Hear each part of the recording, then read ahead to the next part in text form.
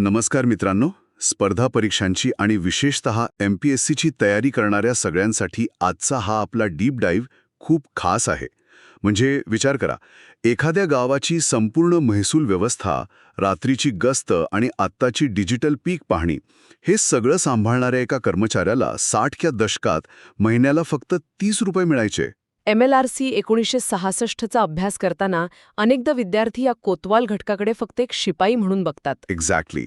पण हा घटक महसूल प्रशासनाचा कणा नेमका का आहे, हे आज आपण उलगडणार आहोत.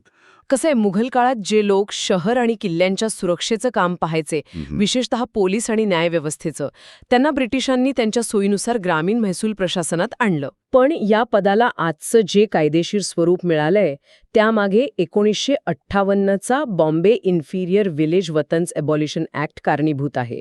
या कायद्याने ती जुनी वंशपरंपरागत वतनदारी पद्धत कायमची रद्द केली. आणि मग पुढे 1 जानेवारी 1962ला याला मानधनी स्वरूपाचा एक नवीन अपडेट मिळाला. हो, आणि अखेर 1966च्या MLRC कायद्याने याला अधिकृत कायदेशीर चौकट दिली आणि या कायदेशीर मान्यतेमुळेच प्रशासनाला एक निश्चित अशी रचना तयार करावी लागली. बरं, या रचनेबद्दल थोडं सांगा ना, कारण मी वाचलंय की इथे लोकसंख्येवर आधारित कामाची विभागणी असते. ती कशी चालते? ती विभागणी अत्यंत सोपी पण महत्वाची आहे.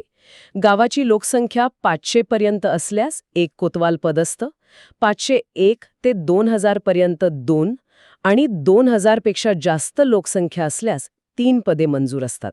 पण ही लोकसंख्येची वर्गवारी थोडी गोंधळात टाकणारी वाटते मला. म्हणजे 500 लोकांमागे 1 आणि थेट 3000 लोकांसाठी फक्त 3. हा आकडा असा का ठरवला असावा? कसं आहे, हे पूर्णपणे कामाच्या ताणावर अवलंबून आहे.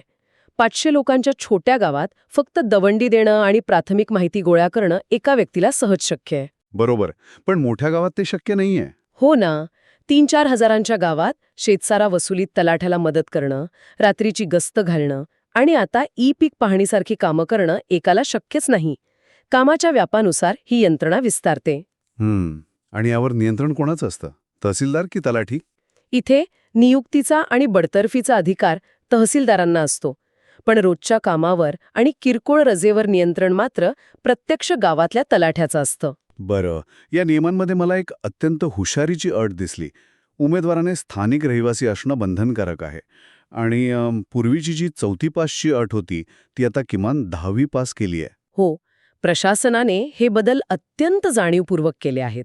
ही स्थानिक रहिवासी असण्याची अट प्रशासकीय दृष्टिकोनातून कळीची आहे बघा. ते कसं काय? कारण गावाची भौगोलिक रचना, तिथली सामाजिक परिस्थिती, जमिनीचे वाद याचं जे प्रत्यक्ष ज्ञान एका स्थानिकाला असतं ना, ते कोणत्याही पुस्तकातून किंवा प्रशिक्षणातून देता येत नाही. एक्झॅक्टली.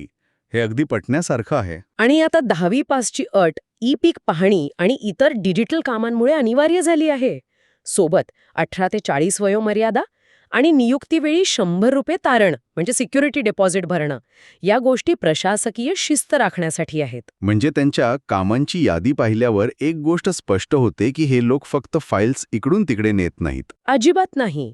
शेतसारा वसुली, दवंडी देणे, यासोबतच नैसर्गिक आपत्तीची माहिती त्वरित देणे आणि लाडकी बहीण किंवा आरोग्य विमा यांसारख्या योजना तळागाळात पोहोचवणे ही कामंही ते करतात. प्रत्येक संकटावरचा पहिला उपाय. तलाठी, पोलीस पाटील आणि ग्रामसेवक या तिन्ही यंत्रणांना जोडणारा हा एक महत्वाचा सांधा आहे. हो ना. गावात एखादा गुन्हा घडला तर पोलीस पाटलाला मदत करणं आणि महसुली कामात तलाठ्यासोबत असणं, हे सगळं प्रशासनाला जमिनीवर सक्षम बनवतं.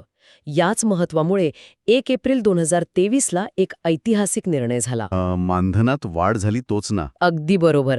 त्यांचं मानधन थेट 15,000 रुपये करण्यात आलं. 30 रुपयांवरून 15,000 रुपये हा प्रवास खूप मोठा आहे.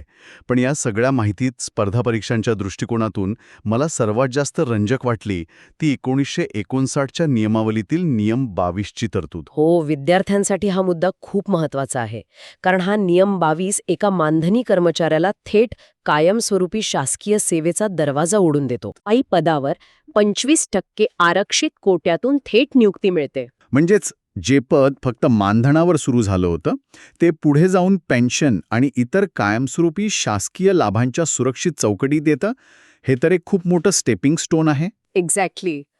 सध्याच्या फेरफार आणि 7/12च्या संगणकीकरणाच्या काळात तलाठ्यांना तांत्रिक आणि मैदानी पातळीवर मदत करणारा हा आजचा स्मार्ट कोतवाल महसूल प्रशासनाचं सर्वात महत्त्वाचं चाक आहे.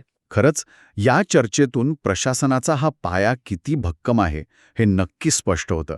पण मित्रांनो, जाता जाता एका गोष्टीवर नक्की विचार करा.